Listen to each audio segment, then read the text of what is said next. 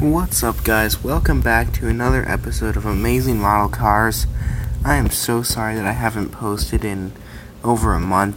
It's just been really busy. Summer started and we were doing a lot. We were on vacation, so I'm very sorry about that, but I am back and with a great video. Today we're reviewing this Autoart Lamborghini Huracan.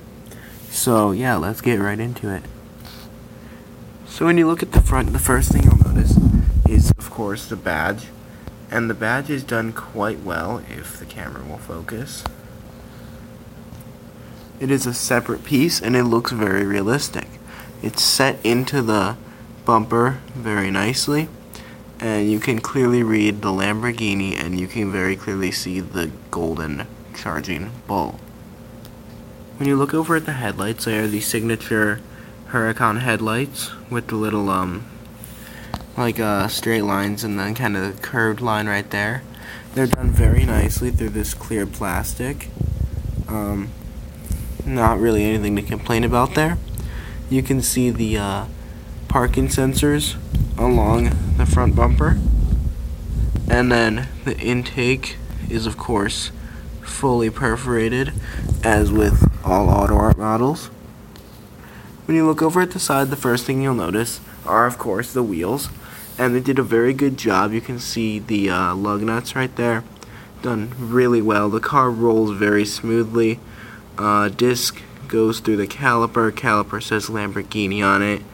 Again, the Lamborghini logo in the center of the wheel. Done very nicely. Nothing to complain about there. Here you have the signature Lamborghini Huracan door handle. On the real car, you would unlock it, and this little back part would pop out, and then you could pull on that to open the door.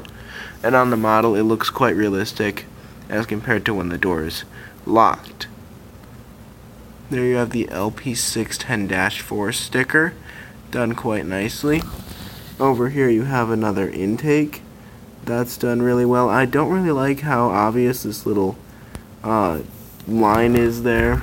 It shows a very clear split, which kind of annoys me, but it's okay. Just like on the real Huracan, the back of this model has got to be my favorite part. I love the back of the Huracan. You have the Lamborghini little cursive badge right there, your third brake light. You have your brake and reverse lights up here. Chrome tipped exhaust, Huracan license plate. Again, parking cameras along there. Another fully perforated intake, giant diffuser, well, actually not giant, but decently big, wide rear tires. Yeah, the back of this car is done flawlessly. Now, before we move on to the internal parts, I should probably mention this model is composite, which is a fancy term for plastic. And I thought that it was going to be kind of bad because it's plastic, but in all honesty, I kind of like it. The paint is much smoother, and it looks just as realistic, if not more realistic, when in the showcases. So to get open the front trunk, you want to use kind of a door opener like this.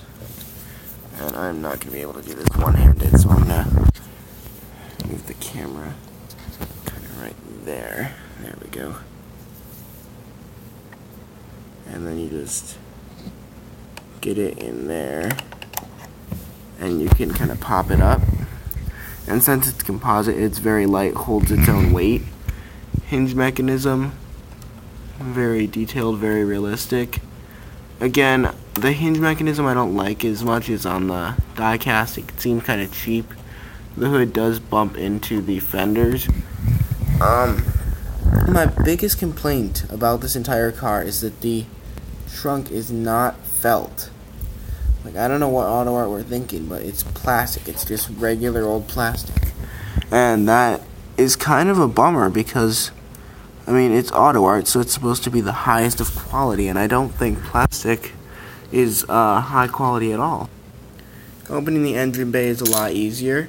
Just kind of get your finger in there, and then you pop that up, and then you have to pull back while opening it, which is proving to be more difficult than it should be. And you have those two little hydraulics there. Again, it holds its weight pretty easily. Feels really cheap though when you're opening it. You have the, jeez, the camera's really stuttery today. The Lamborghini engine block. You have V10 right there with the piston firing order, and the crossbars over the engine. Pretty good detail here. Nothing too impressive because there's not much to see, just like on the real car. But for what you can see, it's not too bad. It's actually pretty good. So now let's take a look at the interior. The door opens very smooth. Then when you look at the interior, it's really detailed. It's kind of hard to see in this lighting. It's really late at night right now. So I just have like the lights in my house. I don't have any daylight helping me out. But you have the whole center console very detailed. You can see the red starter button there and the reverse pull handle. The interior does have carpeting, which is another reason why I don't get why they did the trunk in plastic, because clearly they had carpeting still. So I don't really know why they did it. The door panel, though, is very realistic, except you can see through to the back of the door panel right there. She's kind of cheap looking. It says Huracan right there on the door sill. And yeah, then it kind of just closes smoothly like that. Overall, this is a very nice model, especially being that it is a composite model.